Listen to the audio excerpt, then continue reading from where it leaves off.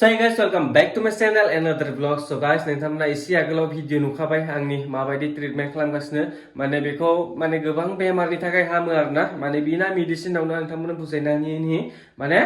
बेयो केन्सार सोरबा हार्टनि पेशेन्ट बा सुगार सोरबा डिप्रेसन एंजाइटि ओमफ्राय बिदिनो गोबां बेमार दं दे सोरबा माने फरायनाय लिरनायफोरावबो गोसोआव थाया मा थाया बेफोरबायदिनि थाखाय माने बेखौ बिना मेडिसिनावनो नोङो मोननैसो जोंनि माने टाच पॉइंट दं बेफोराव एसे टाच खालामनानै माने बेखौ माबा थेरापि खालामनाय जायो नोंथांमोना माने जोंनि बर'फोराव बारा खोनायाखै जानांगौ खिन्थु दा गोबां जाहांबाय बिदिनो आसामिसफ्रावथ' गोबां दं खिन्थु जोंनि बर'फोरा बिदि जोबोर खम दं जोंनि बर'फोरनि गेजेराव आं नोंथांमोननो सासे आब' फैदों नोंथांमोननो मोजाङै इन्ट्रडक्सन खालामनो हागोन आब'नाव सोंगोन आं मा बेमारनि थाखाय आरो नोंथांमोना जों नांगौबाथाय बे आब'खौ लिंहरनो हागोन माने गोबां गेदेर गेदेर बेमारफोराबो हामगोन आरो नोंथांमोना जोंनि लांहिन बा कार्बि आंलंनि नङाबाबो बाक्सा उदालगुरिफोरनिफ्राय नायदोंबाबो नोंथांमोना माने आब'खौ लिंहरनो हागोन नोंथांमोना जुदि नांगौ जायोबाथाय भिडिअखौ बेनिखायनो नायना लाग्रो आब' मा प्रब्लेमफोरखौ ओरैनो मोननैसो बुंनो हालाय मानि थाखाय आब'आ फाहामनो हागोन बायदि दा जेनेबा डिप्रेसन एनजाइटि थानायफोराथ' गासिबो मोजां जाखायो दा रिलेशनशिपनि थाखाय आरो हेल्थनि माने बहुत सोरबा सोरबाना माइग्रेन थायो आरो सुगार प्रेसार गथ' गथायफोरनि थाखायबो जोबोद मोजां सोरबा गथ'आ लेखायाव मन जाया बा लेखायाव फरायबाबो गोसोफ्रा उरां फारां बेफोरबायदिया बहुत मोजां जायो लेखाखौ गोसोआव थानाय जायो So guys, दा आंजों सासे आब' दंफैयो जोंनि खाथिनिनो आं फार्स्टआवनो इन्ट्रडक्सन खालामना लाग्रोनि आब' नोंनि नामखौ बुंनो हालाय नों गावनो खुलुमबाय आं सपना बसुमतारी आं लांहिन एरियानि दा माने आब'आ जोंहानाव फैनायनि कारनखौ आं नोंथांमोननो बुंनानै होनि दा मोनसे जोंनि बर'आव बारा मिथिया दे बेखौ माने एक्सेस बार होननानै बुङो ना एक्सेस बार होनना बुङो खिन्थु आसामिसफोराव माने गोबां जाबाय खिन्थु जोंनि लांहिनावबो जायाखै जोबोर खम ना साबेसे दंथाय बिदि एक्सेस बार माबा जोंनि लांहिन माने कार्बि आंलं दा बुंनो थाङोबा 10-11 जन माने जोबोर खम ओमफ्राय मा एक्सेस बारा मा आं बेखौबो बुंनानै होगोन आब' नों एसे बुंनानै हागोन नामा एक्सेस बारनि सायाव एक्सेस बारा जाबाय मोनसे माइन्ड थेरापि जोंनि माइन्डआव जोंनि माइन्डआव 32टा पॉइंट थायो बे 32टा पॉइन्टआव जों लाइटलि टाच खालामना स्टेटमेन्ट थायो बे स्टेटमेन्टखौ जों बुंनानै बार्स रान होनाय जायो बा बेखौनो सेसन होनाय होननानैबो बुङो आरो जेरै आं नोंथांमोननो मिन्थियाखैबा माने गोबां मानसिफ्रानो डाइरेक्ट मिन्थिनाय नङा नालाय आङो बुंनानै होनो एसे माने नोङो सोरबा डिप्रेसन बायदिसिना माबा माबि बेमार थायोना बेखौ माने जास्ट टाच खालामनानै ना मोनसे टाच खालामनानै बेयाव माने आब'आ कर्सबो लानानै फैदों गोबां बेमार फाहामनो हायो बेजों माने बिना मेडिसिनाव ना आब' बेयाव मेडिसिन गैया माने नोंनि माखासे नोंनि माने देहानि माखासे पइन्टखौ दांनानै बेखौ बेजों माने बेखौ बानायनाय जायो आरो दा एक्सेस बार ओमफ्राय ओरैनो मा बेमारा हामनाय बायदि जेनेबा ओरैनो जोंनि माइन्डआव माने नेगेटिभ थट्स थानाय डिप्रेसन एनजाइटि स्ट्रेस बेफोरा जोंनि माइन्डनिफ्राय बे थेरापिखौ लायोबा गोजान जायो आरो जेरै मबाइलाव माने मेम'रि फुल जाबा हें जायो माने मबाइला खामानि होआ थिग बेबायदि जोंनि माइन्डआवबो जायो बेखायनो मबाइलाव जेरैबायदि नाङै बुस्थुखौ डिलिट खालामनानै होयो थिग बेबायदि जोंनि माइन्डआव नेगेटिभ थट्स बेफोरानो माने बायदिसिना साननाय हनाय माने लाइफआव आगबारिनो हेल्प होआखै बेफोरखौ माने जोंनि माइन्डनिफ्राय डिलिट खालामना होनाय बायदि जायो माने रिलेक्स फिल खालामो आरो बिराद क्लिन जायो जोंनि माइन्डआ बेफोरा माने दुर जायो आरो सोरबा आं मिन्थिनाय बायदिबाथ' माने सोरबा रागा बिराद खरा जायोना रागा गोसाफोराबो रागा नर्मेल जायो आरो जायोबा माने निन्दोफोरा खम निन्दो थाङा माने मेडिसिन लाबाय थानाय बेफोरा बिराद मोजां जायो निन्दो बिराद मोजां जायो बे थेरापिखौ लानायनि उनाव आरो रिलेशनशिपनिबो बहुत मोजां जायो रिलेशनशिप दाथ' माने रिलेशनशिप होनोबा माने अकल माने बिसि फिसायनि गेजेरावल' नङा न'खरनि फेमिलि मेम्बारजोंबो सोरजोंबा रिलेशना गाज्रिबो थानो हागौ बे रिलेशना बहुत मोजां जायो बिदा फंबायनि गेजेराव थानो हागौ बा सोरहाबा माने बिहाव बिखुनजों थानो हागौ बा सोरहाबा बिब' बिनानावजों थानो हागौ रिलेसना दा बेफोरबायदि रिलेसन गाज्रि जाना दङबा बे थेरापिखौ लानायनि उनाव बहुत मोजां जायो आरो रिलेसनशिपफोरा दा गोबां मानसिफ्रानो मिथिया आरो जोंनि माने बेयावथ' आं बांसिनानो मिथिया बायदिनो खिन्थु माने बे भिडिअ'जोंनो एसे फोरमायनो सानदों ओमफ्राय माखासे आं स्क्रिनशट होनानै होगोन नोंथांमोननो बे स्क्रिनाव माने माबायदि बेखौ माने थेरापि खालामो जेनेबा मोनसे डेम' नांगौमोन आं खिन्थु दुसरा दा आंनावथ' बे डेम'खौथ' आं बानायथ'वाखै खिन्थु आङो दुसरा डेम' भिडिअ आं नोंथांमोननो देखायना होगोन आरो बोरै ट्रिटमेन्ट खालामो ना आब' आं माखासे स्क्रिनशटजों लोगोसे आङो नोंथांमोननो इजियैनो आरो आब'निफ्राय मोनसे सोंबावदोंसै आं जेनेबा दा जोंनि कार्बि आंलं लांहिनाव बारा गैयाना बिदि बे रोंनाय कर्स लाग्रा मानसि औ दा आब'आ अबेयाव सोलोंना फैदोंमोन बेखौ आङो फार्स्ट क्लासखौ लादोंमोन गुवाहाटियाव ओमफ्राय सेकेन्ड क्लासखौ लादोंमोन आङो नगाव ओमफ्राय थार्ड क्लासखौ लाहैदोंमोन आङो गुवाहाटियावनो लाहैफिनदों आरो ओरैनो सानबेसे लायो कर्स ओरैनो प्रेक्टिसनार जानो थाखाय माने सानसेनि कर्स बे फार्स्ट क्लासखौ खालामबानो जोङो सेसन होबाय थानो हायो न'आव सेसन होबाय थानो हायो आरो फेमिलि मेम्बारफोरखौ सेसन होनानै जोङो बयखौ माने एक्टिभ पजिटिभ खालामना लाखिनो हायो आरो न'खरखौ दा मानसिनाव बहुत ब्लकेज थायो सोरहाबा थानो हागौ हेल्थनि ब्लकेज सोरहाबा थानो हागौ रिलेसनशिपनिबो ब्लकेज थानो हागौ आब' मा प्रब्लेमफोरखौ ओरैनो मोननैसो बुंनो हालाय मानि थाखाय आब'आ फाहामनो हागोन बायदि दा जेनेबा दा डिप्रेसन एनजाइटि थानायफोराथ' गासिबो मोजां जाखायो दा रिलेसनशिपनि थाखाय आरो हेल्थनि माने बहुत सोरबा सोरबाना माइग्रेन थायो आरो सुगार प्रेसार बिदिनो केन्सार पेसेन्टफोराबो मोजां जायो केन्सार पेसेन्टफोराबो ना मोजां जायो ओमफ्राय जायबा माने नार्भनि प्रब्लेम हार्टनि प्रब्लेम माने बहुत बेमारानो मोजां जायो आरो दा बे थेरापिखौ लानो थाखायथ' आब'जों कन्टेक्ट खालामनांगोन आं कन्टेक्ट नाम्बारखौ आं स्क्रिनाव होखागोन ना ओमफ्राय आब'थ' बारा गोजाननि नङा जोंनि खाथिनिनो लांहिन दा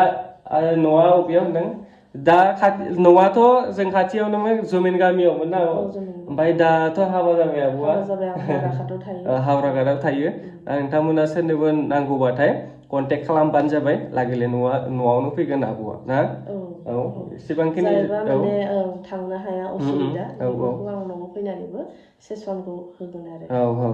आरो जायफ्रा माने क्लासखौ खालामनो गोसो आंखौ कन्टेक्ट खालामनानै माने कनफार्म खालामना लानो हागोन ओरैनो बेसेबांसो गोबाव लायो जेनेबा खेबसे पार्स लायोबाथाय 1 घन्टा लायो 1 घन्टा ना जायबा माने हेल्थनि बांद्राय माने प्रब्लेम थायो बेफोरखौ एसे माने 1 घन्टानि बाराबो होनाय जायो मानसिनि ब्लकेज थानायफोरा अपेन आप जायो रिलेसनशिपनि ब्लकेज थानो हागौ बा हेल्थनि थानो हागौ आरो रिलेसनशिपनि ओमफ्राय मानि ब्लकेज थानो हागौ अपरचुनिटिनिबो थानो हागौ थ' मानसिनि ब्लकेजआ बे थेरापिखौ लानायनि उनाव अपेन आप जायो आरो गथ' गथायफोरनि थाखायबो जोबोद मोजां सोरबा गथ'आ लेखायाव मन जाया बा लेखायाव फरायबाबो गोसोफ्रा उरां फारां बेफोरबायदिया बहुत मोजां जायो लेखाखौ गोसोआव थानाय जायो नोंथांमोना खोनाखाबायानो जुदि उन्दै गथ'फोरनिफ्रायबो माने बे थेरापिखौ खालामनो हायो दा जेरै आब'आ बुंदों सोरबा फरायनो गोसो जाया बा सोरबा फरायनायफोराव एसे खमजोरफोरबाबो बेफोरनि थाखायबो खामानि होयो ना बे माने मोनसे मेजिक नङा बे मोनसे साइन्सनिसो बेयो बे थेरापिया एक्सेस बार होननानै बुङो जायखौ जोङो ओमफ्राय दा बिदिनो आरो बेल' नङा गोबां खामानि आरो नोंथांमोनाबो जुदि सोरबा बेखौ सोलोंनोबाबो सोलोंनो हागोन आब' सानबेसेनि कर्स लागोन जुदि बेखौ सोलोंनो गोसो जायोबाथाय बे सानसेनिल' कर्स माने सानसे लायो फार्स्टआव जोंना माबा थायो थियरि थायो ओमफ्राय उनाव जोंना बे प्रेक्टिकेल माने सेसन होनाय प्रेक्टिकेलखौ जों फोरोङो आरो माने सानसेयावनो जों क्लासखौ लाखांनायनि उनावनो सार्टिफिकेट माने इन्टारनेसनेल सार्टिफाइड मोनो ओमफ्राय न'आव फैनानैनो माने बार्स रान होनो हायो आरो बे सेसनबो होनो बेखौनो सेसन होनायबो होनो ओमफ्राय बार्स रान होनायबो होनो आरो बे मोनसेयानो थिगानो दा आब'निफ्रायथ' आं गोबां खोथा मिथिबाय खिन्थु आरो आं मोननैसो सोंबावनांगौ दा बेयावथ' कर्स लाबाथ' फैसा थाइनैसोथ' लाखागोनानो ना नांगौ ओरैनो बेसेसो खागोन जेनेबा कर्स लायोबाथाय ओरैनो जोंना बे प्राइसआ माने फिक्स प्राइस आरो बे 24,000 लायो क्लासआ फार्स्ट क्लासखौ खालामबानो जों माने प्रेक्टिशनार जायो आरो सार्टिफिकेट मोनखायो बेखौ सोलोंनानै नों माने नोंबो बिदि खालामनो हासिगोन आरो जेनेबा सोरखौबा सेसन होनो लानो हासिगोन न'खरफोराव सोरबा बेमार आजारनि थायोबा बा फोरोंनानै बे क्लासखौ लाखांनायनि उनावनो न'खराव सेसन होबाय थानो हायो आब' ओरैनो जेनेबा दाथ' बेसेबांसो गोबाव जाखो आङो दा 3 मास जाबायना 3 मास माने 4 मासनि खाथियाव थांबाय 3 मासानो जाबाय जेनेबा 4 मासानो जाबाय ओमफ्राय ओरैनो साबेसेसो मानसि ओरैनो होफैखो जेनेबा खाथियाव दा आङो दा बुंनाय बायदि जायो सेसन आंना 90 जाहैबाय ओमफ्राय मानसिफ्राथ' 90 जन जायाखै खम थेवबाबो आङो बहुत माने फिडबेक रिजाल्टखौ बहुत मोजां मोनदों आरो न'खरनि थाखायसो आङो थांदोंमोन क्लासखौ लाहैदोंमोन जोंहा बिखुनजो आइया बिराद बेमारिमोन आरोना नार्भनि प्रब्लेम दंमोन हार्टनि प्रब्लेम दंमोन आरो लोगोसे निन्दो थाङामोन आरोना बेहा बिराद निन्दोनि माबामोन माने बुंनो थाङोबा हरसेयाव बियो घन्टासेल'सो मोजां उन्दुनो हायो आरो ओमफ्राय दा निन्दोआबो बिराद मोजां जाबाय नार्भनि प्रब्लेमाबो बिराद मोजां जाबाय बेना आरो सिनस्रि बिखौबो दंमोन जोंहा आइया बे सिनस्रि बिखौआबो बिराद मोजां जाबाय आरो मा होनो निन्दोआ बिराद मोजां जाबाय आइना दा बुंनो थाङोबा टटेलि माने आइनि बेमारा माने इमप्रुभ जाबाय आरो दा थेरापिखौ लाखांनायनि उनावनो आइया बिराद माने फरमानखौ मोनदों दा नोंथांमोनाबो सोरबाफोर सोलोंनो गोसो दंबाथाय दा जोंनि कार्बि आंलंआवथ' बिदि क्लास माने सोलोंनाय जायगा गैया आब' ओमफ्राय जुदि मानसि सानैसो ओंखारबाथाय आब'आ हागोन ना हाया जेनेबा दा क्लास होनोनो आं आखायाव लादों आरो क्लास होनो थाखायबा जोङो मोनथाम क्लासखौ कमप्लिट खालामनांगौ बे मोनथाम क्लास आंना कमप्लिट जाजोब्बाय दा आङो माने मालायखौबो आङो क्लास होनो थाखाय माने आखायाव लादों होमबा आब'आनो हागोन जुदि सोरबा सोलोंनो गोसो दंबाथाय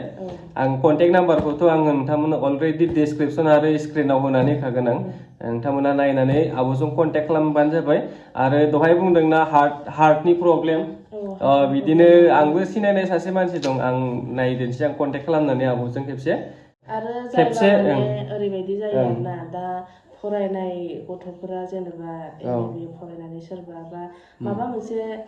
लाइफआव मा मावगोन बा मा लाइनाव फरायगोन बेखौ माने डिसिसन लानो हायाबा डिसिसनखौ लानो हानाय जायो आरो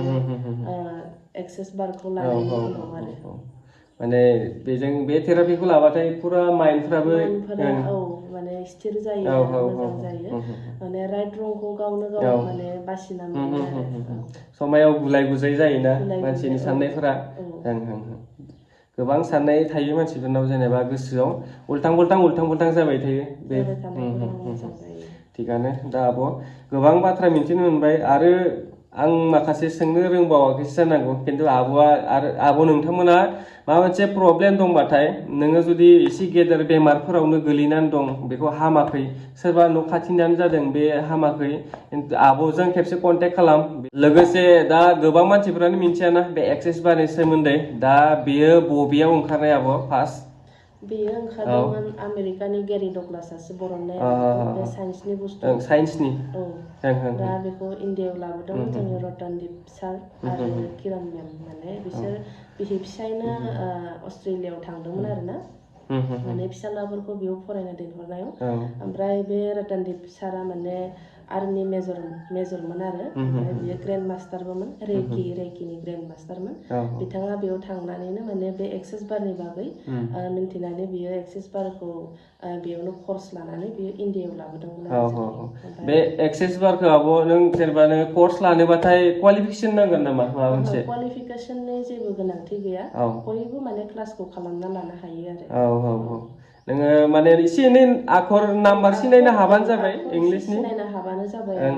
बाराथ' नाङा दा सोरबाफोर बर' मिडियामाव थानायफोरबा जेनेबा इंलिशफोरखौ एसे हार्ड मोनोबा बेखौ जोङो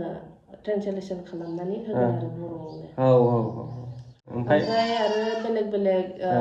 डिस्ट्रिक्टआवबो सोरबाफोर क्लास खालामनो गोसो जायोबा बा गोसो दंबा आंखौ कन्टेक्ट खालामनो जोंनि कार्बि आंलंनि बाहेरावबो हागोन बाहेरावबो आं थांनो दा आखायाव लादों आरो नोंथांमोनाथ' आंनि साबसक्राइबारफोराथ' गोबां गोजान जायगानिसो नोंथांमोनाबो कन्टेक्ट खालामनो हागोन कन्टेक्ट खालामनो गोसो दंबाथाय माने कन्टेक्ट खालामहरबानो जाबाय आब'जों खेबसे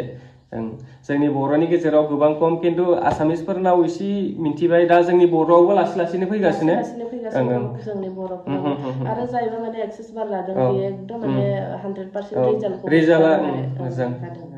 दा आंबो न'आवनो रिजाल्टखौ आं गावनो मोनबाय आरो आंनि माइन्डआवबो बहुत नेगेटिभ थट्स दंमोन बेफोरा दा माने बहुत पजिटिभ आं गावनो गाव मिथिदों दा बहुत चेन्ज जायो माइन्डसेटफोरा आरो बेखायनो आं दा माने आखायाव लादों आरो दा मोनसे खोथा आब' माने दा बेखौथ' माने एक्सेस बारखौथ' लागोन दा बेयावथ' थाइसे थाइनै खरसाखौथ' नांगोन जानांगौ ना आब' जेनेबा नोंनि साइडनिफ्राय जेनेबा आं डाक्टराव थांबाथ' आं माने थाइसे थाइनै खरसाखौथ' होखानांगौ बिदि जायोना बेनि सोमोन्दै होनदों आङो दा माने सेसन होनायनि फिसखौ आं दा बुंनो हाथ'नाय नङा बे फिसखौथ' बेखौथ' नांथ'आ माने बेयावथ' थाइसे थाइनैखौ जेनेबा नांगौ फिस दङ बेयाव फिस थागोन बे फिसखौ माने आङो दा बुंनो हाथाव नङा मानो होनोबा बहुत प्रेक्टिसनार दङ बहुत फेसिलिटेटर दङ मानो होनोबा फिक्सआ माने गावबा गाव एसे प्राइसआ बेलेग बेलेग जायो दा आङो आंनि मथे बुंनानै होबा खायसे बेलेगा एसे आंखौ गाज्रिबो मोननो हागौ दा नोंथांमोना एक्सेस बारनि सायाव सोमोन्दै गोबां खोथा मिन्थिबाय जानांगौ ना आब' ओमफ्राय आं बे भिडिअखौ बारा गोबाव खालामबाय थाथ'ला नोंथांमोना कल खालामबानो जाबाय आब'जों कन्टेक्ट खालाम ओमफ्राय दा जों बे भिडिअखौ एसेयावनो दोनथ'नोसै गोजोन्थों ना आब'